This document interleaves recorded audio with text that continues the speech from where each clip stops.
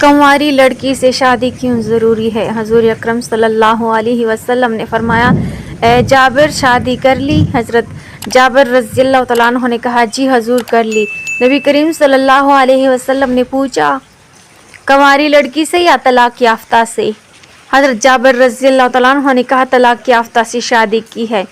حضور صلی اللہ علیہ وسلم نے فرمایا، اے جابر اگر تم کنواری لڑکی سے شادی کر دے تو وہ ہر رات ہی بسم اللہ الرحمن الرحیم۔ اسلام میں نکاح کو ایک پاکیزہ اور بابرکت عمل قرار دیا گیا ہے اور اس میں انسان کو یہ تعلیم دی گئی ہے کہ وہ زندگی کے اس اہم فیصلے کو سمجھداری، سادگی اور نیک نیتی کے ساتھ کرے، کیونکہ نکاح صرف خواہشات کی تکمیل کا نام نہیں بلکہ ذمہ داری، تعاون اور ایک صالح گھر بنانے کا ذریعہ بھی ہے۔ صحابہ کرام رضی اللہ عنہم کی زندگیوں میں ایسے بے شمار واقعات ملتے ہیں جو نکاح کے معاملے میں سادگی، دیانت اور نیک نیتی کی بہترین مثال پیش کرتے ہیں۔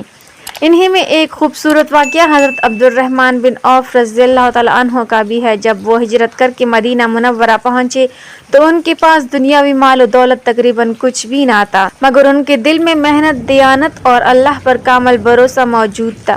چند ہی عرصے بعد انہوں نے نکاح کرنے کا ارادہ کیا اور بڑی سادگی کے ساتھ ایک انصاری خاتون سے نکاح کر لیا۔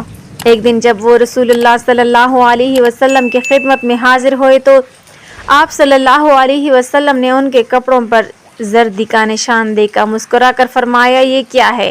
انہوں نے عرض کیا، یا رسول اللہ میں نے ایک عورت سے نکاح کر لیا ہے۔ رسول اللہ صلی اللہ علیہ وسلم نے دریافت فرمایا، تم نے اسے مہر میں کیا دیا؟ حضرت عبد الرحمن نے عرض کیا، میں نے سونے کے ایک دانے کے برابر مہر دیا ہے۔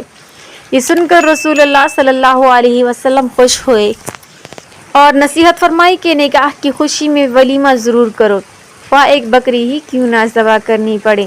اس واقعے سے سبق ملتا ہے کہ اسلام میں نکاح کو مشکل یا بوجھل بنانے کی بجائے آسان اور سادہ رکھنے کی تعلیم دی گئی ہے۔ اصل چیز انسان کا کردار، محنت اور نیک نیتی ہے، نہ کہ مال و دولت کی نمائش یا دنیاوی دکھاوا۔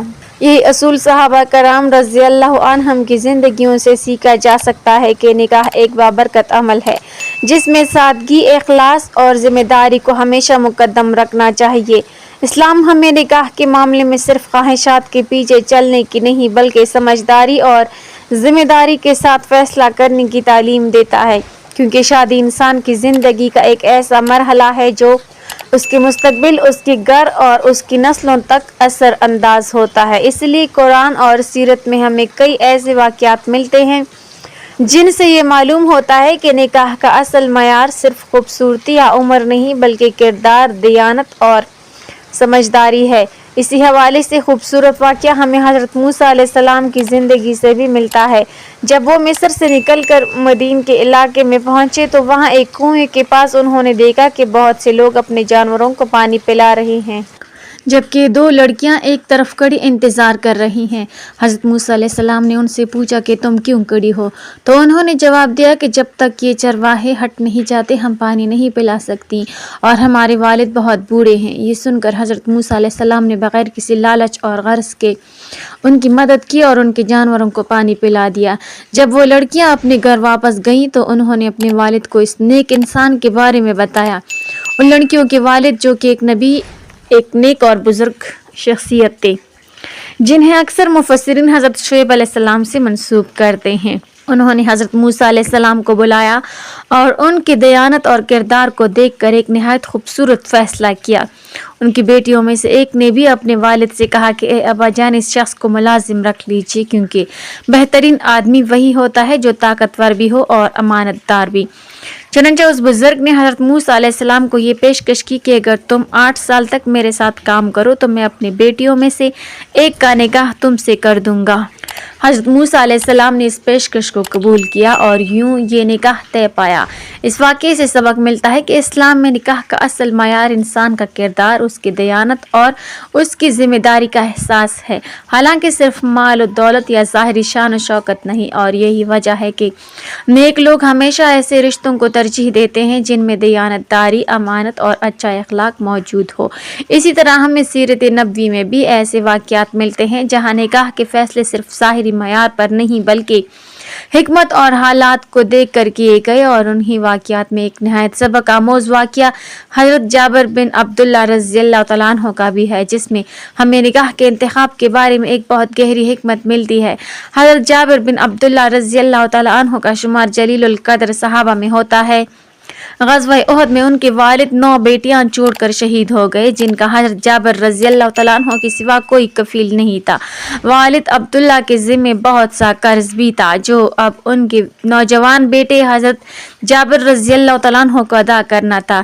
حضرت جابر رضی اللہ تعالیٰ عنہ ہمیشہ قرض کی ادائیگی اور بہنوں کی پرورش کے بارے میں پریشان اور فکر مند رہتے تھے۔ مسلمان رحمت عالم صلی اللہ علیہ وسلم کی میت غزوہ ذات الرقاع کے لیے روانہ ہوئی۔ حضرت جابر رضی اللہ تعالیٰ عنہ بھی ان کے ہمراہ تھے۔ وہ غربت کے مارے ایک انتہائی لاغر اونٹ پر سوار تھے جو چلنے سے انکاری تھا۔ سب لوگ ان سے آگے نکل گئے اور وہ قافلے کے آخر میں رہ گئے۔ رسول اللہ صلی اللہ علیہ وسلم کا دستور تھا کہ آپ ہمیشہ قافلے کے پیچھے پیچھے آیا کرتے تھے۔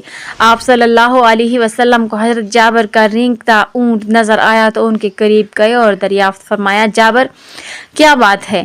حضرت جابر رضی اللہ تعالیٰ عنہ نے قدرے افسوس سے جواب دیا، یا رسول اللہ، میرا اونٹ پیچھے رہ گیا ہے۔ رحمت دو عالم صلی اللہ علیہ وسلم نے فرمایا، اچھا ذرا اسے بٹا دو۔ انہوں نے اونٹ اٹھا دیا۔ نبی کریم صلی اللہ علیہ وسلم نے اپنی اونٹنی اس کے قریب بٹا دی اور حضرت جابر رضی اللہ تعالیٰ عنہ سے مخاطب ہو کر فرمایا، ذرا اپنی لاٹھی دینا۔ انہوں نے لاٹھی پکڑی۔ آپ نے لاٹھی سے اونٹ کو چند ہلکی ضربیں لگائی۔ اونٹ جو تھوڑی دیر پہلے چلنے سے عاری تھا اچھل کر کھڑا ہوا اور بھاگنے لگا۔ اس کی انگ انگ میں چستی کی لہر دوڑ گئی۔ حضرت جابر رضی اللہ تعالیٰ عنہ بھاگ کر اس کی گردن سلٹ کے سوار ہو گئے، اور اب وہ رحمت عالم صلی اللہ علیہ وسلم کے ساتھ چلنے لگے اور خوشی سے پورے نہیں سماتے تھے کہ ان کا کمزور اور بے فائدہ اونٹ پہلے کی طرح تیز رفتار ہو گیا ہے۔ حضور اقدس صلی اللہ علیہ وسلم حضرت جابر رضی اللہ تعالیٰ عنہ کی طرف متوجہ ہوئے اور چاہا کہ کوئی بات چھیڑیں۔ حضرت جابر رضی اللہ تعالیٰ عنہ انفوان شباب میں تھے اور جوانی کے تفکرات عموماً شادی اور معاش کے گرد گھومتے ہیں، تو آپ صلی اللہ علیہ وسلم نے گفتگو کا آغاز کیا اور پوچھا، جابر شادی کر لی ہے؟ حضرت جابر رضی اللہ تعالیٰ عنہ نے مسکراتے ہوئے جواب دیا، ہاں جی۔ آپ صلی اللہ علیہ وسلم نے دریافت فرمایا، کنواری ہے یا شادی شدہ؟ جواب ملا، شادی شدہ۔ نبی کریم صلی اللہ علیہ وسلم کو تعجب ہوا کہ نوجوان کنوارا آدمی شادی کے لیے عام طور پر کنواری عورت کا ہی انتخاب کرتا ہے۔ سو آپ صلی اللہ علیہ وسلم نے فرمایا، بھلے بندے کنواری عورت سے شادی کرتے جو تم سے کھیلتی اور تم اس سے ہنسی مذاق کرتے۔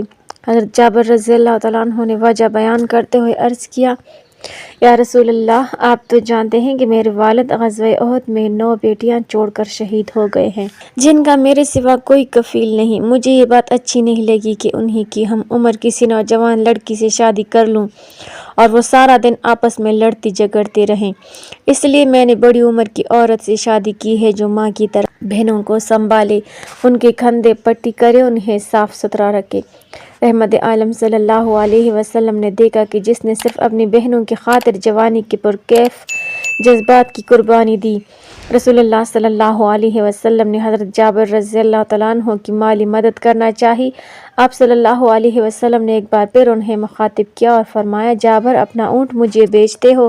حضرت جابر رضی اللہ تعالیٰ عنہ سوچ میں پڑ گئے کہ اونٹ ان کا کل سرمایہ ہے۔ پہلے تو یہ لاغر تھا، لیکن نوازش رسول صلی اللہ علیہ وسلم کی برکت سے اب قوی اور مضبوط ہو چکا ہے۔ پھر انہوں نے سوچا کہ رسول اللہ صلی اللہ علیہ وسلم کے مطالبے کو رد کرنے کی کوئی گنجائش نہیں، تو انہوں نے کہا، یا رسول اللہ، ٹھیک ہے، بتائیے اسے کتنے میں خریدیں گے؟ تاجدار کائنات صلی اللہ علیہ وسلم نے فرمایا، 1 درہم میں۔ حضرت جابر رضی اللہ تعالیٰ عنہ نے حیران ہو کر پوچھا، صرف 1 درہم؟ یا رسول اللہ، آپ مجھے گھاٹے میں ڈالنا چاہتے ہیں؟ رسول اللہ صلی اللہ علیہ وسلم نے بولی بڑھائی، 2 درہم میں۔ نہیں اے اللہ کے رسول صلی اللہ علیہ وسلم، یہ میں خسارے میں رہوں گا۔ رسول اللہ صلی اللہ علیہ وسلم قیمت بڑھاتے رہے حتیٰ کہ بعض 40 درہم تک جا پہنچی۔ حضرت جابر رضی اللہ تعالیٰ عنہ نے مطمئن ہو کر کہا، اب ٹھیک ہے، لیکن ایک شرط ہے کہ میں مدینہ پہنچنے تک اونٹ پر سوار رہوں گا۔ رحمت عالم صلی اللہ علیہ وسلم نے اس بات میں جواب دیا۔ مسلمانوں کا قافلہ مدینے پہنچا تو حضرت جابر رضی اللہ تعالیٰ عنہ اپنے گھر آ گئے اور اونٹ سے سامان اتارنے کے بعد سرور دو عالم صلی اللہ علیہ وسلم کی خدمت میں نماز پڑھنے مسجد گئے اور اونٹ مسجد کے قریب ہی باندھ دیا۔ آپ صلی اللہ علیہ وسلم نماز کے بعد تشریف لائے تو حضرت جابر رضی اللہ تعالیٰ عنہ نے کہا، اے اللہ کے رسول، یہ رہا آپ کا اونٹ۔ چنانچہ آپ صلی اللہ علیہ وسلم نے حضرت بلال رضی اللہ تعالیٰ عنہ کو حکم دیا کہ جابر رضی اللہ تعالیٰ عنہ کو 40 درہم سے کچھ اوپر دے دو۔ حضرت بلال رضی اللہ تعالیٰ عنہ نے حکم کی تعمیل کی اور 40 سے کچھ اوپر رقم حضرت جابر رضی اللہ تعالیٰ عنہ کے حوالے کر دی۔ حضرت جابر رضی اللہ تعالیٰ عنہ نے رقم لی اور سوچا کہ اب ان پیسوں کا مصرف کیا ہو، نیا اونٹ خریدا جائے یا گھر کا سامان لیا جائے۔ ادھر رسول اللہ صلی اللہ علیہ وسلم نے بلال سے کہا، یہ اونٹ پکڑو اور حضرت جابر رضی اللہ تعالیٰ عنہ کو دے آؤ۔ حضرت بلال رضی اللہ تعالیٰ عنہ نے اونٹ کی رسی تھامی اور حضرت جابر رضی اللہ تعالیٰ عنہ کی طرف چل پڑے۔ حضرت جابر رضی اللہ تعالیٰ عنہ نے بلال رضی اللہ تعالیٰ عنہ کو اونٹ کے ساتھ آتے دیکھا تو حیران ہوئے کہ کیا سودا منسوخ کر دیا گیا ہے۔ حضرت بلال رضی اللہ تعالیٰ عنہ نے آتے ہی کہا، جابر اونٹ لے لیجئے۔ حضرت جابر رضی اللہ تعالیٰ عنہ نے حیرت سے پوچھا، کیا ہوا؟ کہا، رسول اللہ صلی اللہ علیہ وسلم نے مجھے حکم دیا ہے کہ اونٹ آپ کو دے آؤں اور اس کی قیمت بھی اپنے پاس رکھیں۔ یہ سن کر حضرت جابر رضی اللہ تعالیٰ عنہ رسول اللہ صلی اللہ علیہ وسلم کی خدمت میں حاضر ہوئے اور پوچھا، کیا مسئلہ ہے کہ آپ کو اونٹ کی ضرورت نہیں؟ رسول اللہ صلی اللہ علیہ وسلم نے مسکراتے ہوئے جواب دیا، تم کیا سمجھتے ہو میں نے تم سے بھاؤ تاؤ اس لیے کیا تھا کہ تمہارا اونٹ حاصل کر لوں؟ یعنی میں نے تم سے بھاؤ تاؤ اس لیے نہیں کیا کہ وہ مجھے مل جائے، بلکہ میں اندازہ کرنا چاہتا تھا کہ تمہاری مدد کے لیے کتنی رقم دے سکتا ہوں۔ نوجوانان ملت ذرا سوچیں کہ یہ کتنا بلند اخلاق ہونے کی علامت ہے۔ تاجدار کائنات صلی اللہ علیہ وسلم نے نوجوان کی من پسند موضوع پر بات کا آغاز کیا اور جب اسے صدقہ دینا چاہا تو اسے ادب اور لطافت کے خوشنما غلاف میں پیش کیا۔ اللہ پاک ہمیں بہتر عمل کرنے کی توفیق عطا فرمائے۔ اللہ پاک ہمیں دین کی مکمل سمجھ نصیب فرمائے، آمین یا رب العالمین۔ ناظرین، کمنٹ باکس میں اللہ تعالیٰ کے 99 ناموں میں سے ایک نام ضرور ٹائپ کریں۔